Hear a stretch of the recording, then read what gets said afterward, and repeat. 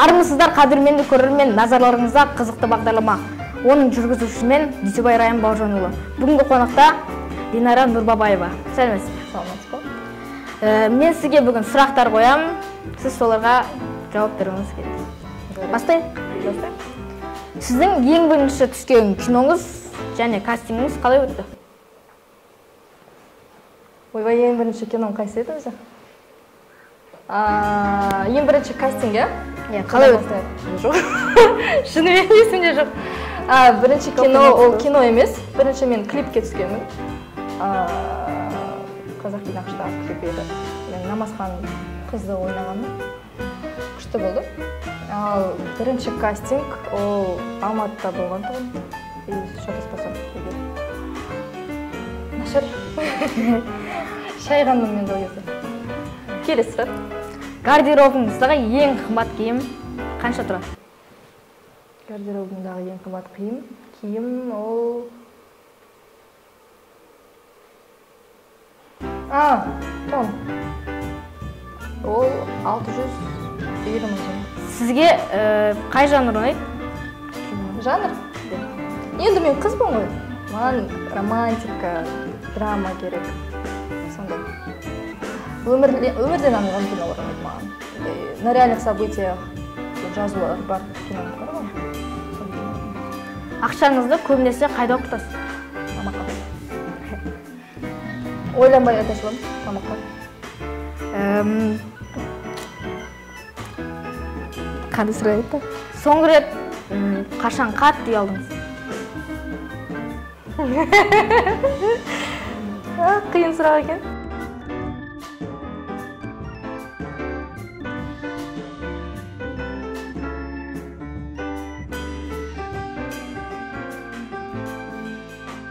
Келесі кезекті менің әріптесім Ермахан Тоқтарға берем. Менің аты жөнім Ермаханов Тоқтар. Енді мен әріптесімнен кезегімді алдым. Динара ханым кезекте мақал мәтелдер. Сіздің енді мақал мәтеліңізді тексереміз. Шаям қазір. Күлме доста. Келер басына. Басқа. Мен жалғастыруым керек па? Жалғастыруымыз керек. Наданмен дос болғанша. Қалай? Наданмен дос болғанша. Білмейсіз ба? Білмеймін. Кітаппен дос бол дейді. Туған жерде ел болмас, туған жерде ойбай. Өзің жалғастырып барадыр о. Келесі мақал мәтел, балапан ұяда не көрсе. Сәл оңайырақ жоқ па? Кішкене қиынырақ болсын деп. Ананың ізін қыз басар. Әкенің ізін ұл басар. Дұрыс. Сонымен мақалымыз аяқталды. Қоштау болыңыздар, сіздермен бірге Динара ханым және мен Тоқтар. Сау болыңыздар. Сәлем достар, эфирде әңгімелесейік бағдарламасы және де студияда мен Талабаевасымыз.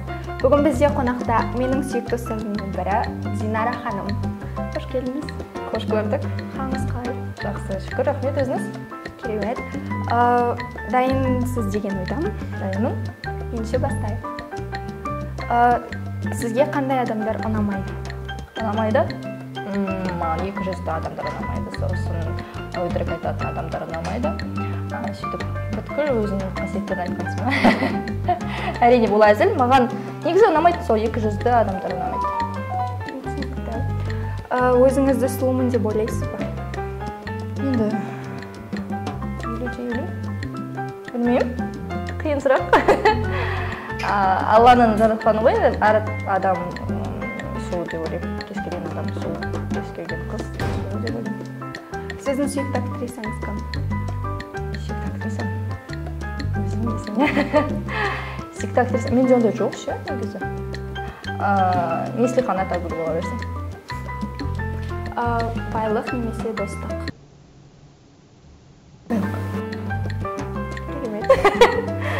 Жоқ, әрине әзілдеймін, достық, өйткені ақша табылады кез келген жағдайда, ал дос табылмайды.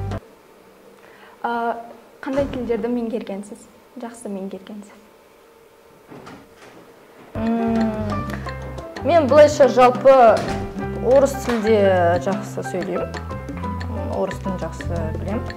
Былайша қазақ тілін қазір үйреніп жүрмін. Солай десек те болады.